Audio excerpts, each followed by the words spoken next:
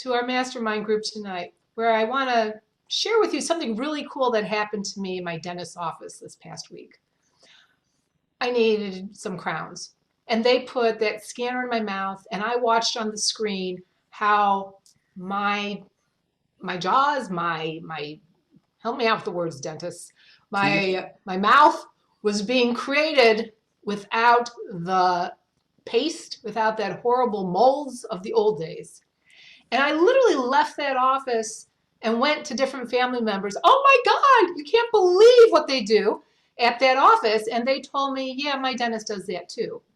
So it brings us around to today's conversation about new materials and technologies and how you introduce those into a dental practice.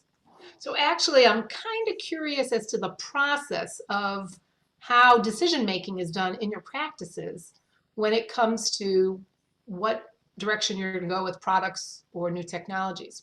But so first, let me start with this.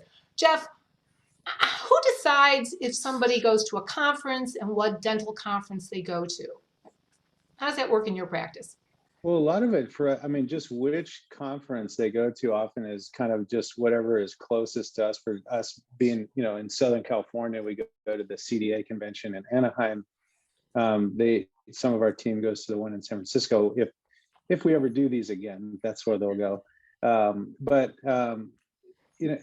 The reason why those are always such a great discovery tool is you not only have classes where your mind is kind of open to new ideas, fresh ideas, but you have of course, the trade show part of things where you have all the different booths. And I think our team would say this too. One of our favorite things is to just walk the aisles and look for new stuff.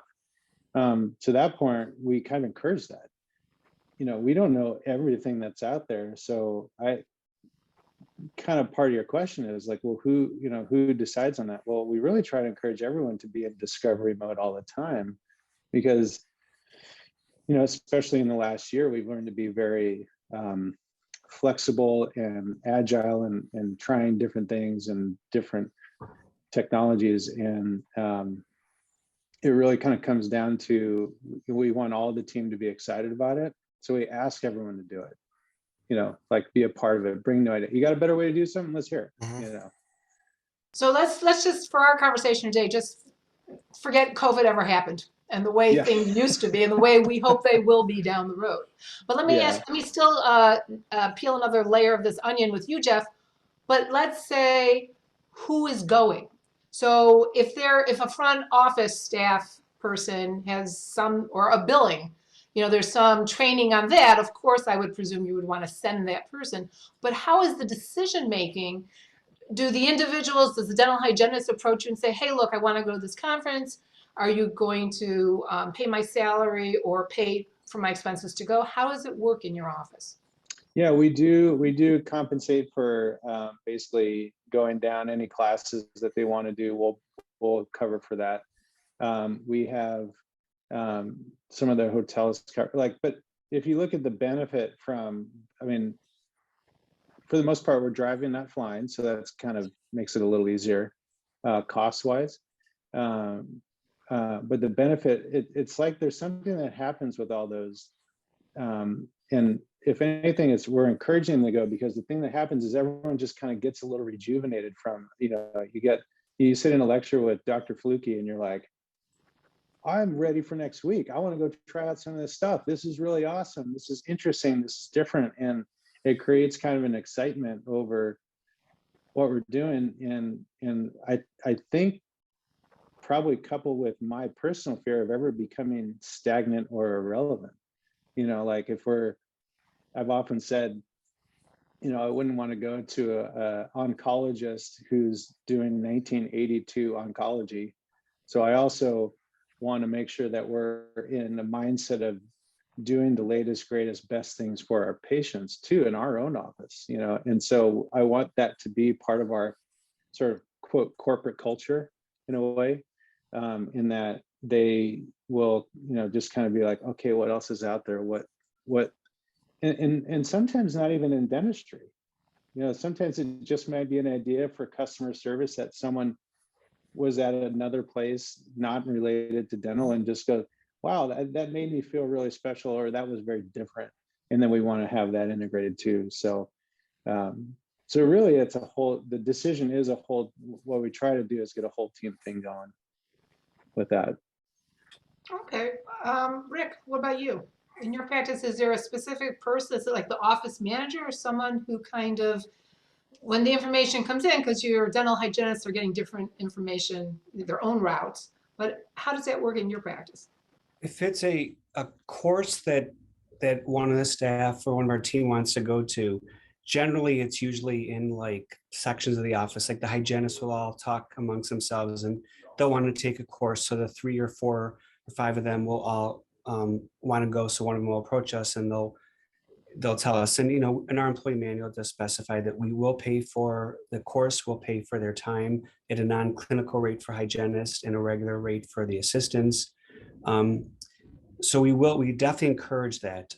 Most of our staff, though, honestly, will take most of their CE online because they prefer to do it that way. They don't want to miss time in the office. But if it's something that we feel is really important, we'll just close the office for a day or two and pay for the whole staff to go. And we've done that. It's been a little while, but we've done that, and we encourage them to learn. We do want them to, of course, be the best that they can. If they're interested in a course, we will definitely support that. Okay. And John, you strike me as the real fascinated on technology person.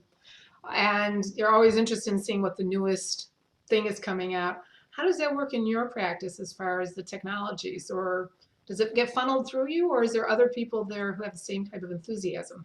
Well, it comes from everybody. I think you tend to, in a lot of ways, you know, you want to hire people that are like you. I mean, whether that's intentional or not, I do think that we tend to hire people we're comfortable around.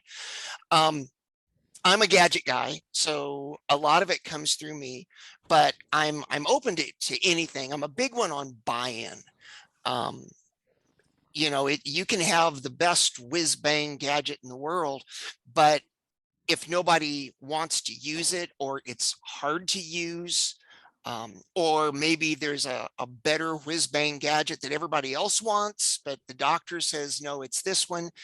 You know, it's so much better when everybody pulls on the rope in the same direction, if you're trying to, you know, make progress. And so I'm open to anybody bringing me any ideas. And like Jeff said, I mean, that goes for customer service things too. You know, one of the problems that some offices have is if you're a good boss, if you've got, you know, like a good work environment, you don't lose team members too often. And sometimes, you know, a new person can be, you know, like a font of knowledge. And I always tell people that, you know, if you think of something, you know, like some people, I think, or some team members will hesitate to say, well, in the office I used to work in, we did it this way, because they're afraid that, you know, somebody's going to think, well, you're measuring us against them or whatever.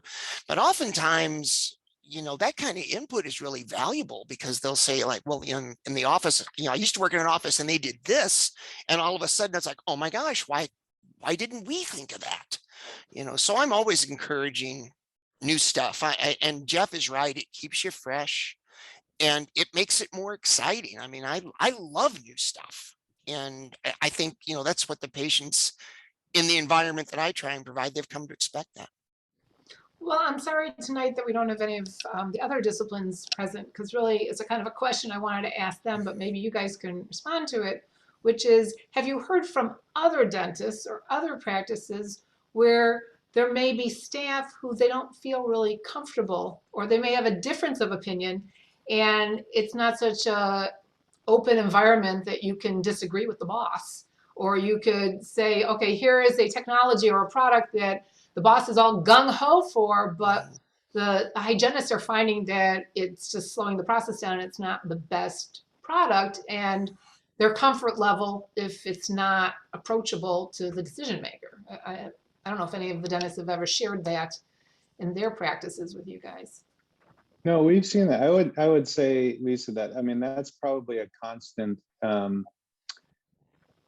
mean, you don't want to rock the boat. There's enough change already. There's so much stuff going on. Every day it has its own challenges, and you kind of like, all right, this is how we do billing, for example, or this is how we do crowns. And it is a perspective and procedural shift to all of a sudden be like, and now we're going to do it this way, or even to consider that. But I think it does come from the leadership. I think if we first are being in a position where we're ready to just listen, it may not be better, but at least let's get it on the table and talk about it and look at it and go like, okay, well, actually the way we do it this way is because of these reasons where, like, I'll give you an example. Every once in a while we have just kind of, and not related to COVID, but just cancellations, right? And we Oh, come no, back nobody to like, ever has that I know, problem. Jeff. It's just but in your office. sometimes, and then we go, oh my gosh, this is the third time this person's canceled. Maybe we should have a missed appointment fee. And then we recall years before, oh, we used to have a missed appointment fee and all it did was upset people. And that wasn't the right tactic. And so we kind of switched the way we did things, even though, it's worth revisiting every once in a while. Is this still the right call? Should we have a missed appointment fee or not? And as John was saying, I think new ideas and fresh ideas and fresh perspective kind of do help to kind of look at things a little differently. And like, we've had that happen so many times where we're like, well, it could also be like this, and even it's checking someone in or digital workflow for a crown like you experienced this last week. And it just being worried about getting stuck in your ways. I think it's one of those things where you kind of have to lead with, essentially, sometimes leading is listening, and just being a good listener and going like, okay, I'm just going to stop talking for a second so you could talk and tell me what you think, or how you think our team could be better, or this process could be better, and just listen. I think I'll steal that. Leading is listening. There's a lot of leaders out there, Jeff, who are not so good at the listening part.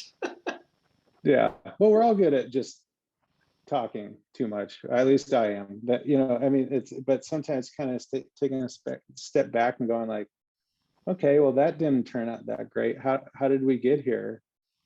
And a lot of it too, I think, is creating an environment. You're kind of asking about this environment where people are feeling like they can suggest new change or different ways of doing things. A lot of the way that goes hand in hand with that is not to live in an environment of blame. Okay, so this thing went wrong, and there's two options you could do. You could sit there and dive in and go, okay, who screwed up here? And put ownership to the screw up.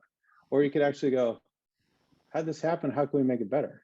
How do we not do this next time? How do we actually change what we're doing, in a way that it becomes team building, team growing? Maybe we didn't have enough training. A lot of times when we have anything that goes a little sideways, it's not because someone's just being a jerk. Could have been they were overwhelmed that day. It could have been they weren't trained right by me to do something. They didn't understand what their job role was, which again is a leadership issue. So that's something that I think where we've tried to bring our team into that environment, like in just any process we have in here. Yeah, I tell my staff and my patients, I said, we don't fix blame, we fix problems. And, I probably say that, I don't know, maybe once a day. Patients will come in and like, I know you told me that I needed a crown on this, and now the tooth broke and it's sensitive to temperature and my tongue's all torn up from the sharp edge. And I you were right and I'm dumb and I should have done. I'm like, hey, we don't fix blame, we fix problems. I don't care how it got there. And it's the same way I think with staff too. It's like you said, there's a lot of reasons that things go wrong, but I don't think very many people wake up in the morning and go, how in the world can I make John Fluke's day worse? That's my whole goal today. People don't do that. Jeff, you're laughing a little too hard for my comfort.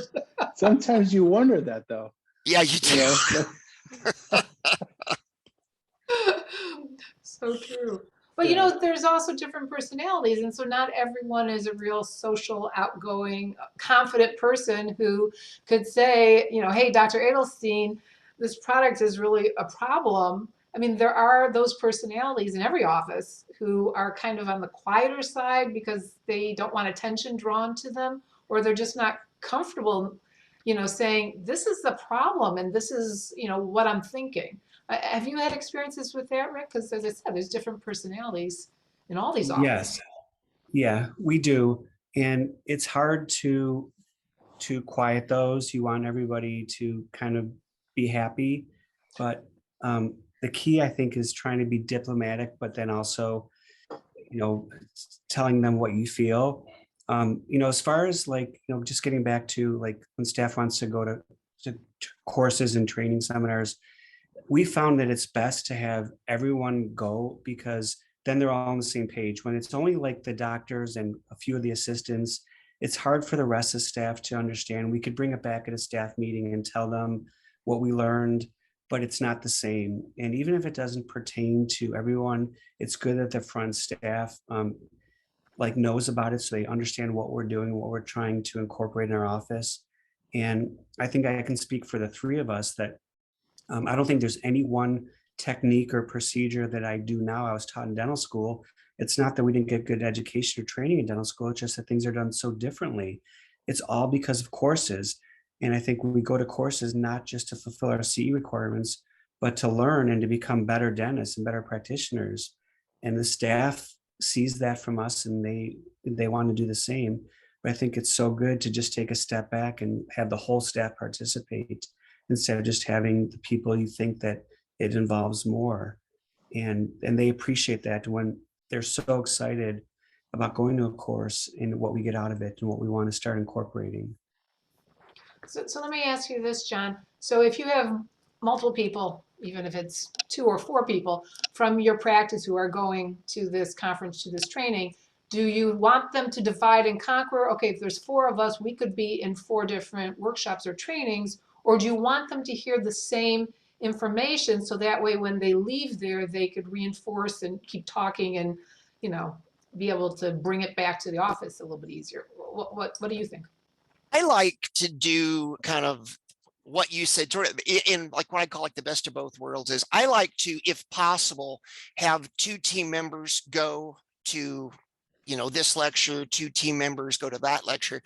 And then they take notes and they kind of, you know, combine their notes together. And then when we have a staff meeting, we have a staff meeting once a month, then we'll do like, okay, and while we're doing the meeting, you know, you 2 are going to spend 15 minutes telling us, you know, like what you got out of, you know, the seminar you went to, or, you know, heck, if it's wandering the exhibit hall, you know, tell us a couple of neat things that you saw there. And I like sending 2 people simply because you get different perspectives, and sometimes it's really hard to absorb everything yourself. And so it's always kind of nice to have somebody there that you can, you know, kind of compare notes with and also, you know, get a little camaraderie out of it as well.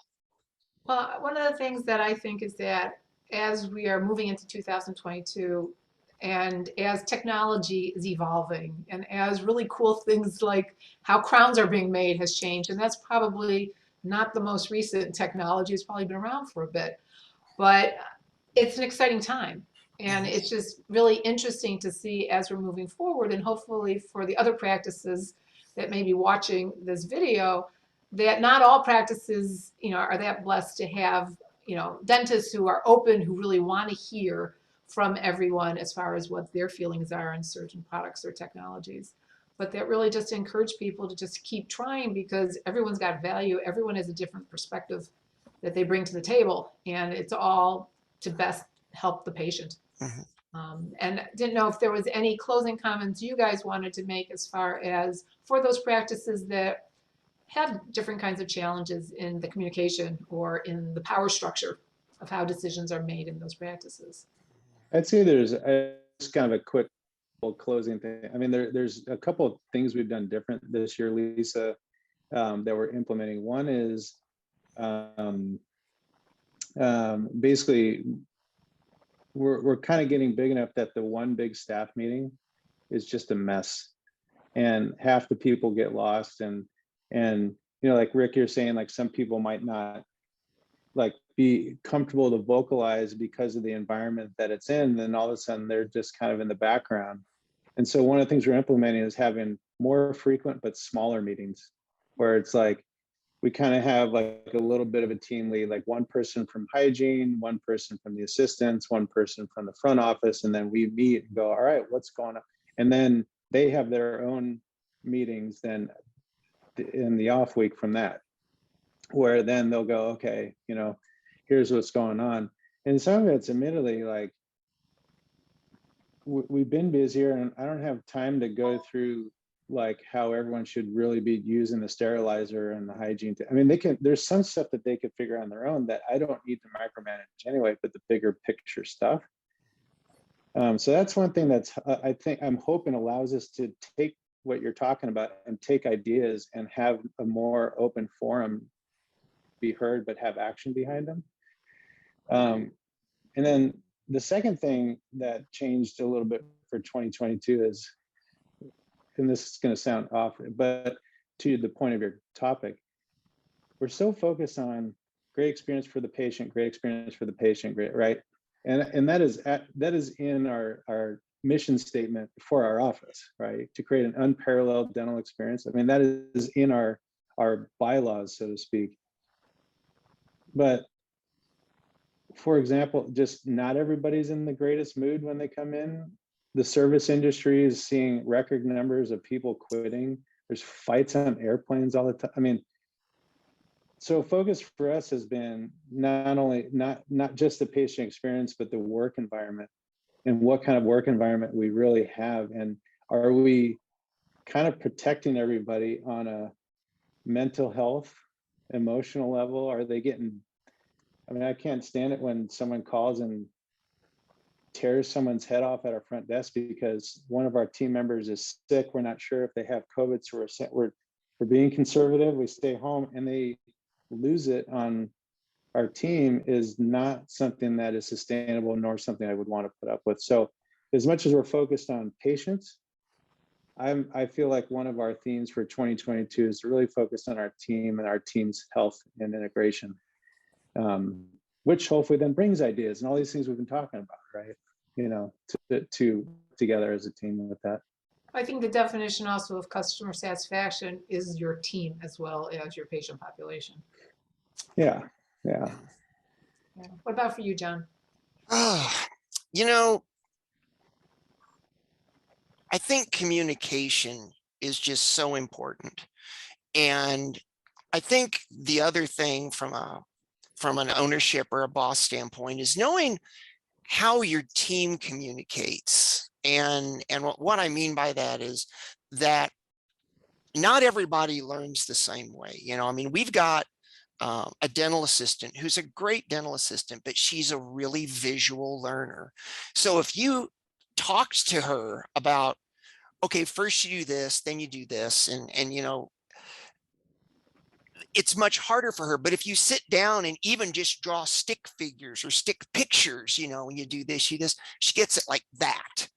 And realizing that maybe, you know, I think most doctors, we tend to be a little bit more like kind of the engineering types, you know, and we can look at, you know, I always kind of make the joke that, you know, I can look at a clock and I can see this spring turns this gear, which makes this thing go around.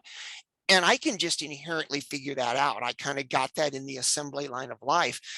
And I think we tend to sometimes forget that not everybody sees the world that we do, or in the way that we do. And realizing that some people are seeing it, you know, through the eyes of an artist who sees, you know, light and shade, and some people, you know, can listen all day long, but they need that picture to help them understand. And just realize that just because somebody doesn't understand your way doesn't mean they don't, you know, that they're not capable of understanding. And so realizing the language that people speak and the language that they understand, I think is really critically important to having good relationship with the team and a great experience for your team. And if your team is having a great experience, having fun and loving what they do, the patients get that same experience. I feel like there should be music playing as John's talking. You can just feel that energy. And what about you, Rick? Any closing thoughts? John said it perfectly. The hardest thing sometimes to remember is that our staff doesn't have the same experiences or same education that we have. We've all gone through different things. And to take a step back and really think about what they've gone through and what they're learning. And when you train a new staff member, you just assume that they know what the rest of the staff knows, and they don't. And I think one of my biggest inequity or inadequacies is that I'm not a good trainer or teacher. And we try to get them trained for X amount of time, whether it's 30 days. And then sometimes what happens is a week or two into that, they get thrown into the fire because someone is sick or someone can't come in or something. And then all of a sudden you start just moving them forward because you feel that they're capable, but then you realize you didn't teach them everything. So it's really good to really think like in their eyes and what they're knowing, and just assume that they don't know what everyone else knows. And one thing we did incorporate, which kind of sounds like so normal, but we put a suggestion box for staff, and it's locked so that once every couple of weeks we'll look through it, and they put serious comments or suggestions that they want. It can be anonymous if they want. So if they see something that they want improved, we really take it seriously, and we've made changes based on that. And it's not the best idea, but it does help our office, and it was one of the staff that requested it, so we do that. And I think just listening to them and just being like the best listener you can for the staff really makes a big difference. I think you bring up a really good point, because both, people's educational background or what they've been trained in, or even for new people coming in, the way you run things in your office, people have to be onboarded and they have to be trained for how you guys like it to be done. I think it's a really good point you're making about communications, learning styles, how people communicate and how safe they feel being able to give a difference of opinion and to feel like they're being heard. So with that being said, I want to thank all of you for coming tonight and for sharing, because I know there are, at least here in Cleveland, Ohio, there are dental book groups, I guess we call them, or study groups that our dentists are together, but it's not often that people other than dentists get to hear what you guys talk about and to be able to, be a fly on the wall, to be able to learn more about how things work and what the process is. So with that being said, I want to thank all of you for the conversation tonight, and I look forward to seeing you guys next month. Thanks, Lisa. Thank you. Thank you.